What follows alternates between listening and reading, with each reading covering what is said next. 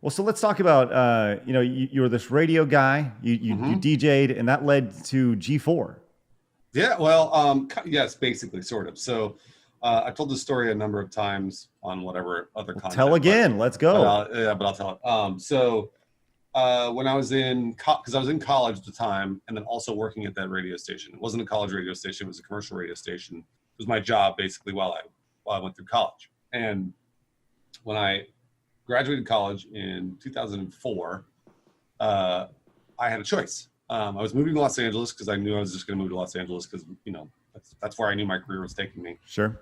And I was like, all right, well, I'm gonna start applying for jobs. So I applied for jobs. I was unemployed for 3-4 months here in LA, in this tiny little, like, basically it wasn't even a studio, it was a bachelor, and I was just sitting in a little apartment playing Star Wars Galaxies every day, waiting for people to call me back.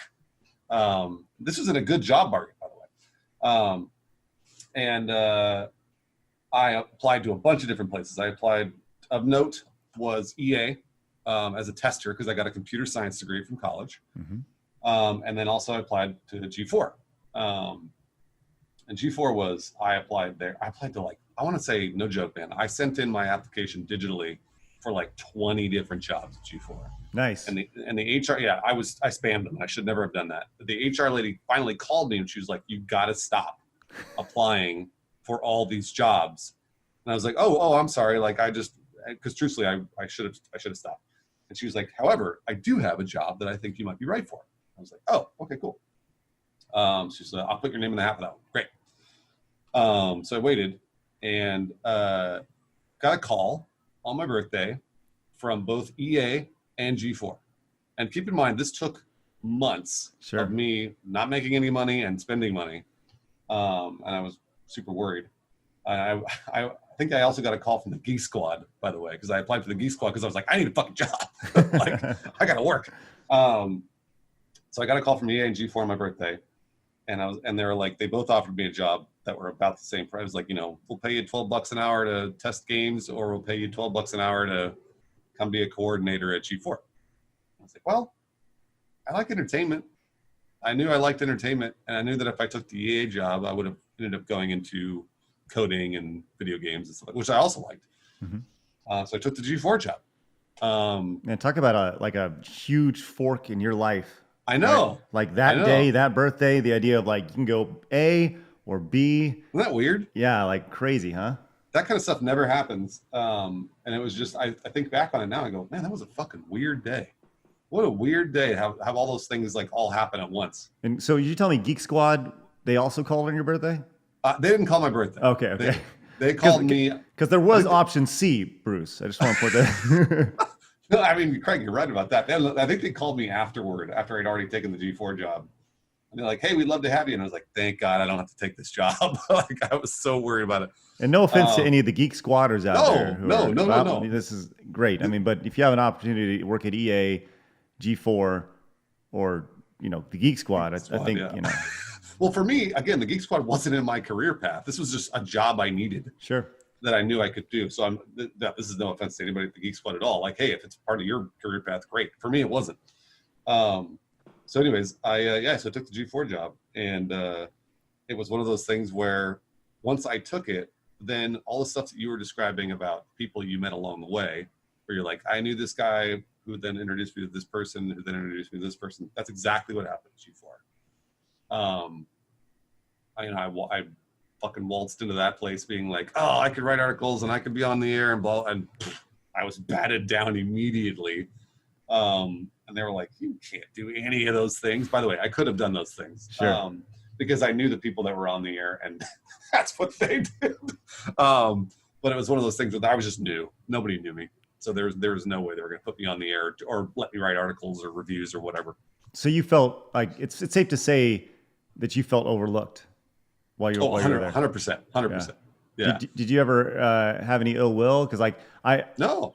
From my experience, I've been there where I've told the story before, where I take things like that personally, and I probably shouldn't. Right?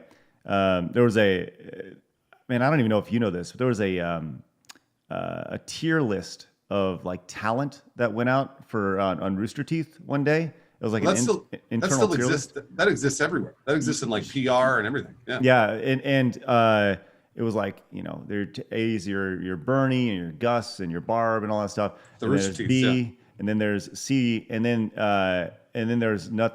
there's not a single member of our team that was on that tier list at all. So I was like, Oh man, I was like, I'm wow, sorry. they really don't care about us. So like for me, I was like, and that really helped me kind of get the motivation to kind of get out the door. So I was Yeah. like, they clearly have their thoughts on who we are, and so it is what it is. But you're a better man than I am, because I was like, oh, No, so no, Craig. I mean, like, I do take that stuff personally, but it was one of those things where, like, well, I used to take it personally. Now, not so much. That's not part of the thing. For me, the more that would happen to me, the more I would just be like, all right, I'll just prove them wrong.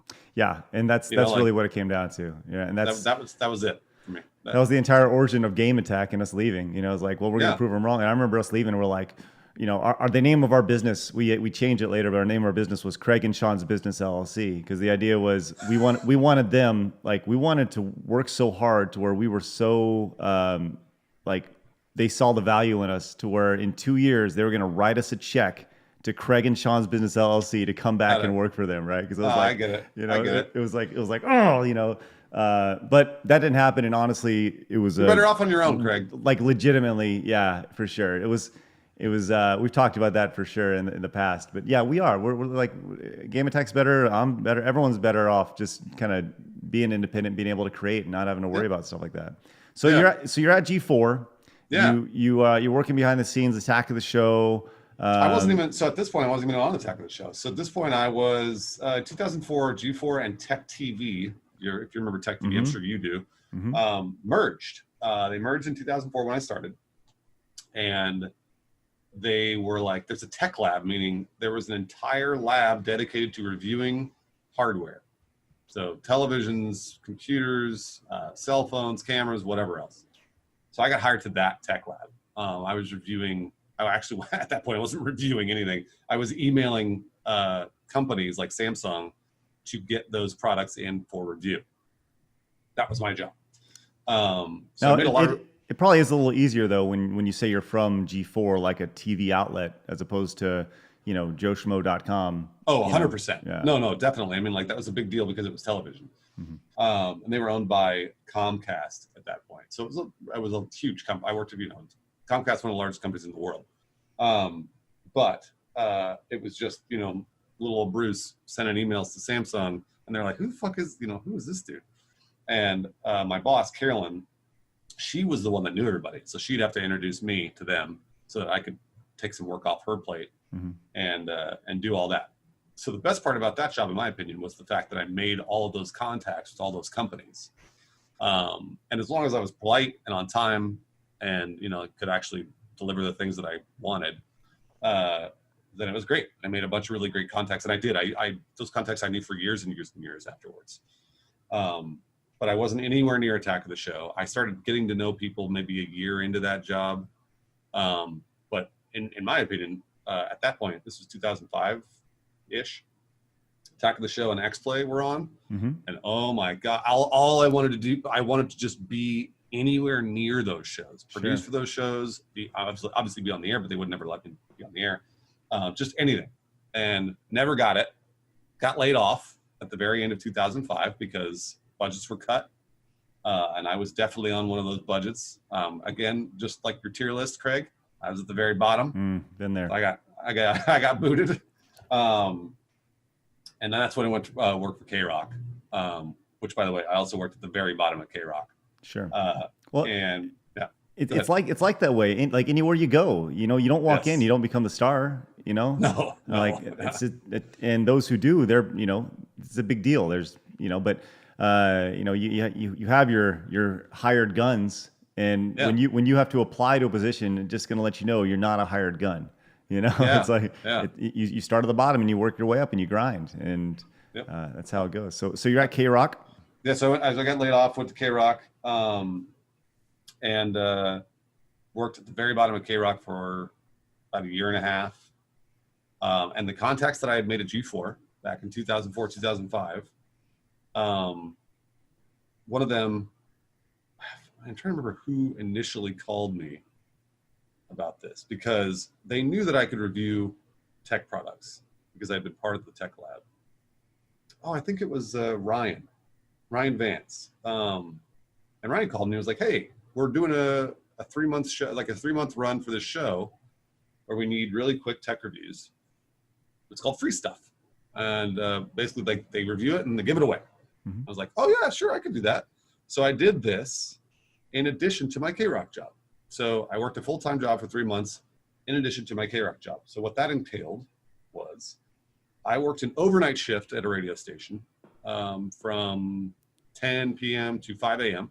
Did this once a week.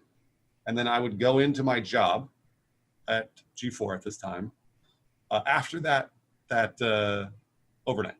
So I would do that every Wednesday to Thursday. I'd go in, I'd get about 5 hours sleep, go in, work a full day. Then I'd work the evening at K-Rock, do it all over again. So, and I did that for months. And it was great. I mean, it was an awesome time. But man, was I tired, Greg. Sure. Isn't it amazing though? Like you look back on that time and you think like, oh, it was fun. You know, like you think back of it fondly as opposed to looking back on it with, a negative look. Cause you're like, no, you're proud of what you accomplished.